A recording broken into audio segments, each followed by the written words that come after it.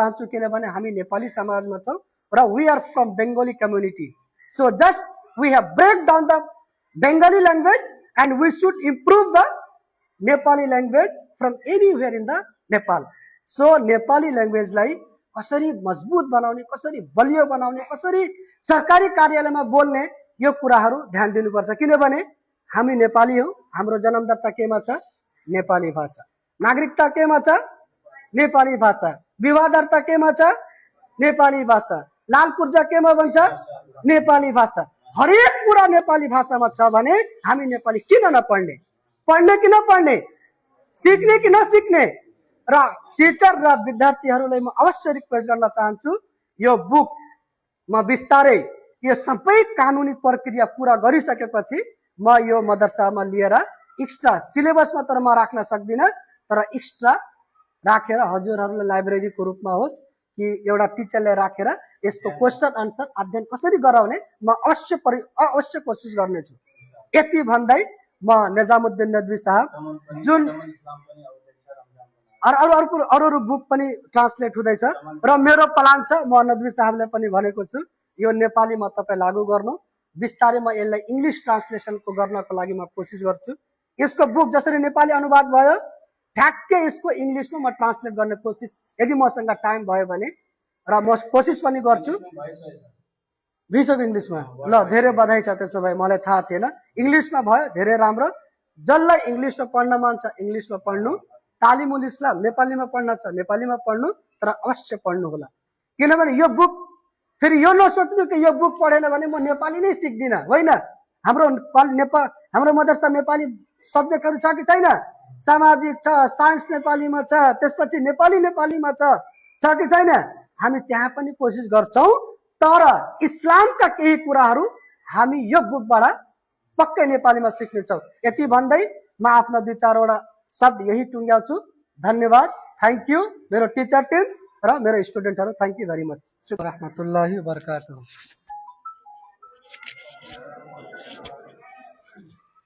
आदरणीय यस कार्यक्रमका अतिथि मिस्टर निजामुद्दिन नदवी साहब जी र यस कार्यक्रममा उपस्थित हुनुभएका हाम्रा सम्पूर्ण शिक्षक साथीहरु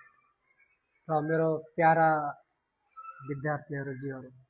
आज यो यस कार्यक्रममा दुई चार शब्द बोल्ने मौका पाउँदा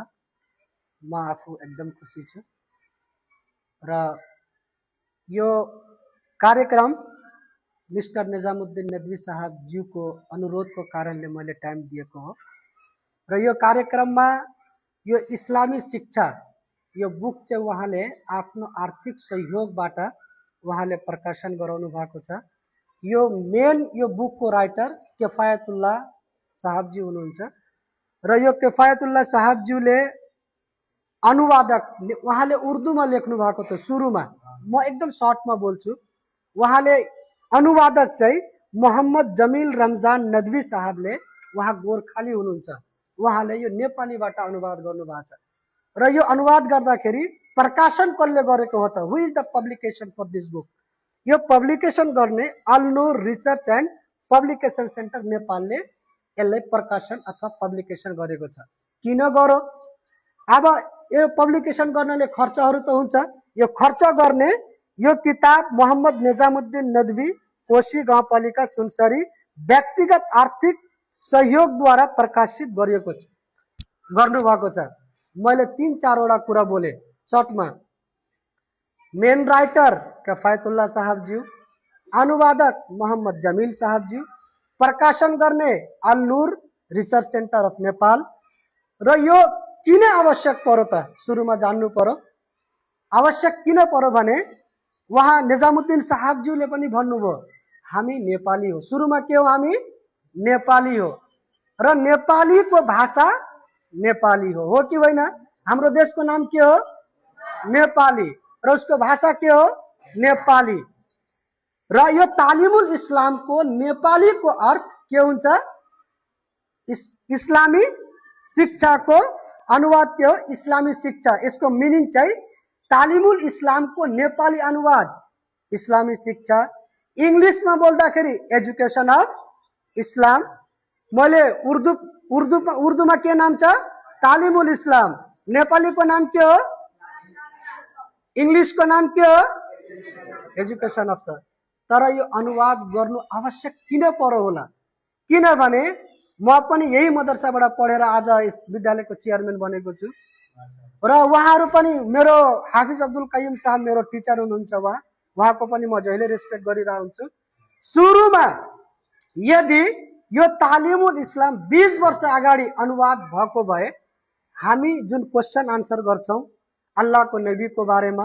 इस्लामको बारेमा हामी जुन जान्न कोसिस गरिरहेछौं त्यो हामी उर्दूमा धेरै क्वालिफिकेसन छ।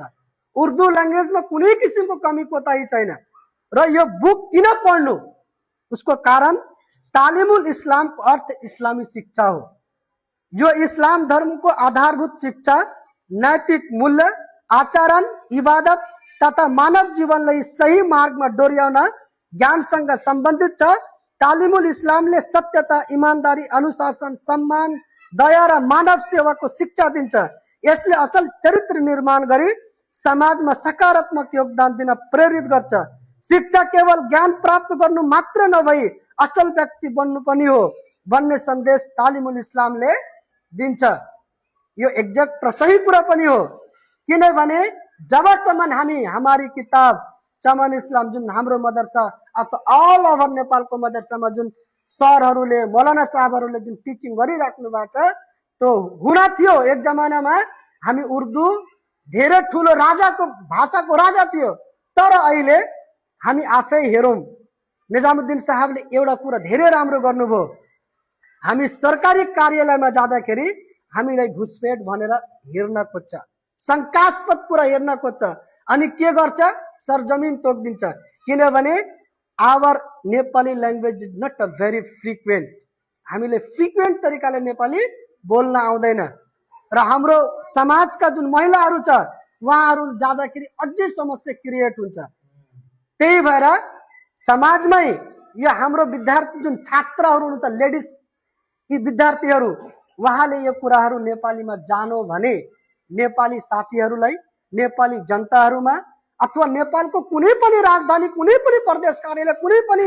जति पनि सरकारी कार्यालयमा छ, यदि उहाँहरूले नेपाली प्योर नेपाली बोल्न सक्नुभयो भने हामी माथि आशंका कम भएर जान्छ। र आजकै दिनमा यी कुराहरू बिस्तारै बिस्तारै मदरसामा लागू भयो भने आजका विद्यार्थीहरू 10 वर्ष, 12 वर्ष, 15 वर्षका विद्यार्थी भाइ बहिनीहरू यो किताब 3-4 वर्ष पढ्यो भने इस्लाममा जसरी उर्दूमा बोल्दाखेरि आपने नमाज पढा, हाँ मैंने नमाज पढा, यो त उर्दू भयो। तर नेपाली वातावरण भएको भए साथी हजुरले नमाज पढिसक्नुभयो, हजुरले दुआ गरिसक्नुभयो, हजुरले जलसामा गरिसक्नुभयो, हजुरले तकरीर गरिसक्नुभयो, यही कुराहरू नेपालीमा बोल्दै जाँदा हामी एक दिन अवश्य नेपाली ल्याङ्ग्वेजमा फ्रिक्वेन्ट भएर हाम्रो नेपाली भाषा प्योर हुन जान्छ। त्यही भएर